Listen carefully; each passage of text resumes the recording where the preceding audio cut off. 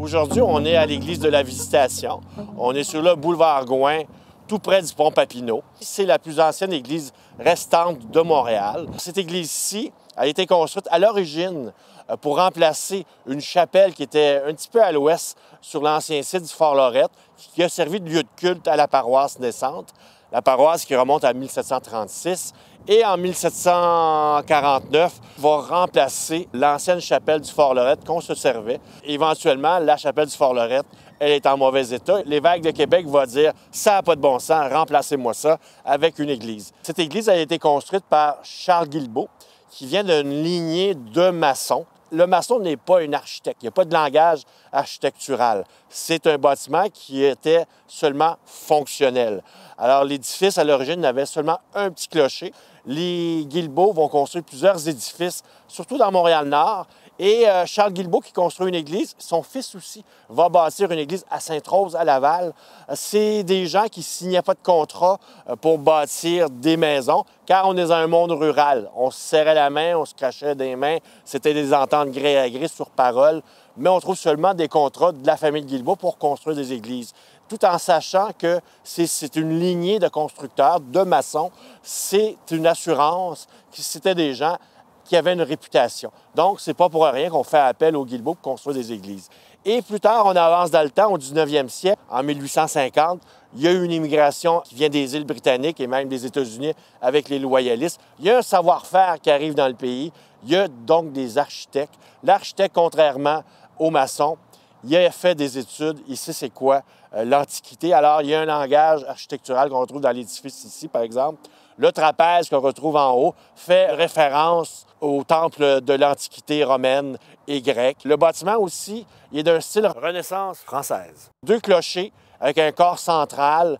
On va retrouver ça dans des milieux très canadiens-français et non dans des milieux où on trouverait une communauté anglophone. À l'époque, il aurait été plus un style gothique. Ce qui est amusant, c'est que celui qui fait la façade, John Hostel, en 1851, c'est un Anglais. Il a fait, par exemple, les clochers de la basilique Notre-Dame. Il connaît le langage catholique, mais aussi protestant. L'Église, quand elle est érigée, il va y avoir un presbytère. On va le remplacer à plusieurs reprises. Celui que vous avez à côté de l'Église date de 1883. Il a été construit, soi-disant, avec des pierres d'un ancien pont qui passait environ dans l'axe du pont Papineau-Leblanc, un pont qu'on appelait le pont des Saint-Anges. Les pierres de fondation du presbytère, ça serait des pierres qui proviendraient de ce pont-là. Pont qui était présent seulement pendant une trentaine d'années, environ de 1840 à 1870. Tandis que d'un autre côté, on a la maison du Bedeau, qui date de la même époque, de 1883. Donc, il y a des édifices qui sont venus se rajouter par la suite. Devant le parvis de l'église passait un ruisseau autrefois qui venait à l'intérieur des terres. Et ce ruisseau-là était un endroit de prédilection pour les Premières Nations avant qu'il y ait une présence française ici. Lors de fouilles archéologiques, on a trouvé des objets qui ont été datés à 4 à 5 000 ans à peu près dans le secteur ici. Devant l'église, on retrouve plusieurs plaques. On retrouve par exemple une plaque qui fait mention du passage de Champlain en 1615 lors de la célébration de la première messe qu'il y a eu dans l'histoire de Montréal. Donc, on fréquentait Montréal déjà avant même sa fondation, qui date de 1642, comme vous le savez bien. Alors, vous savez aussi, quand il vient faire cette messe-là, c'est pas lui qui la célèbre, c'est un prêtre qui s'appelle Joseph Le Caron, qui était un récollet. Alors, le récollet Joseph Le Caron, d'ailleurs, on va l'honorer pendant quelques années. Le pont Pie-IX va se nommer le pont Le Caron. On retrouve d'autres plaques aussi, où on fait mention de la noyade du curé Nicolas Viel en 1625 dans la rivière des Prairies, qui va donner le nom à la région, le Sault au Récollet. Sault, S-A-U-L-T, qui signifie en ancien français des rapides dans une rivière. Récollet, c'est sa communauté religieuse. Et quand il se noie, on va aussi noter la présence d'un jeune Français qui portait des vêtements d'Autochtones qu'on surnommait Awessic, qui voulait dire « petit, vif et frétillant ». Et à force de mal prononcer Awessic, ça va devenir Ahuntsic. Pendant longtemps, on va croire que le personnage était des Premières Nations En fait, c'était un Français, ce qu'on appelle un truchement. Les communautés religieuses faisaient souvent ce qui suit, de laisser des hommes, des jeunes hommes, souvent, dans les villages autochtones, afin qu'ils apprennent la langue et les coutumes, afin de faciliter la diplomatie et aussi avoir des interprètes. Alors, le jeune homme qui se noie avec, c'était pas un Amérindien.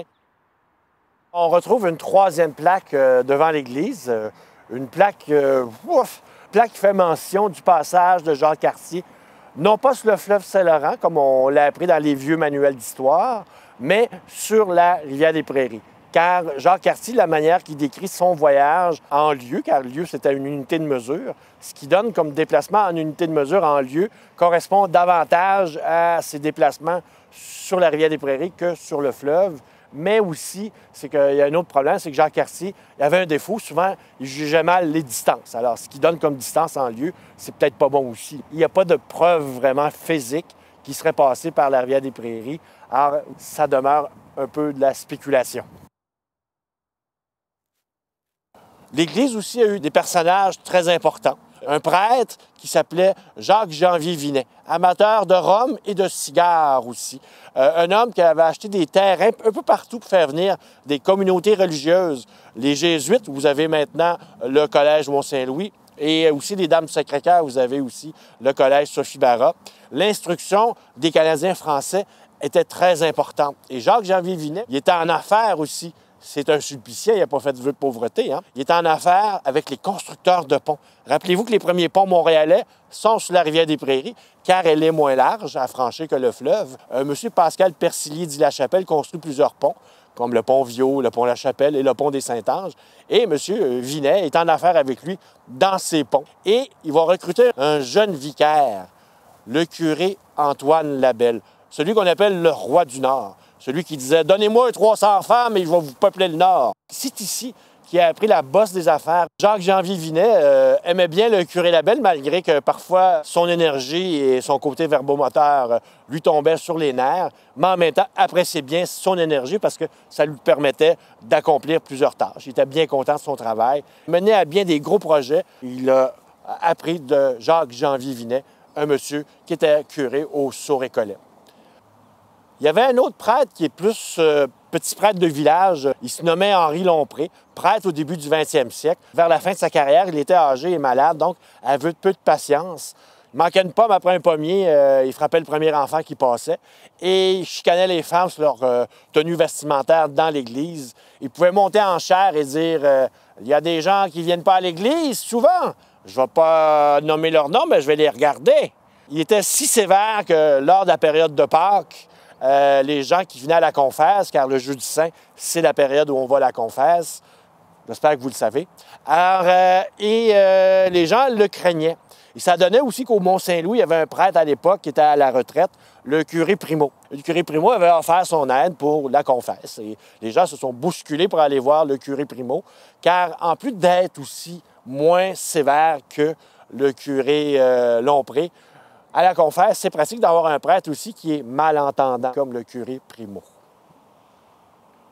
À l'intérieur de l'église, on retrouve par exemple des peintures. Il y en a une du côté est de l'église qui est une représentation de l'archange Saint-Michel, ce qui est bien amusant car c'était pour les gens de la côte Saint-Michel. Ça fait la référence au désagrément des gens de la côte Saint-Michel du coin de la rue Jarry, là, surtout dans la partie ouest, de venir à l'église ici puis de participer aux travaux. De cette situation-là est née aussi une légende locale qu'on appelle la légende du cheval blanc. L'église, apparemment, lors du moment de sa construction, en 1751, il y aurait quelqu'un qui viendrait démolir l'église la nuit et il a fallu la rebâtir constamment. C'était un paroissien de la côte Saint-Michel, un Gervais Blénier dit Jarry, aurait été transformé en moitié homme, moitié animal. Il aurait été puni parce qu'en plus de chialer et de se plaindre de venir construire l'église, il n'avait pas fait son carême depuis 7 années. Et habituellement, dans les croyances populaires chez les catholiques, bien, quand tu ne fais pas ton carême depuis 7 années, tu es transformé en moitié homme, moitié animal. Habituellement, c'est loup-garou.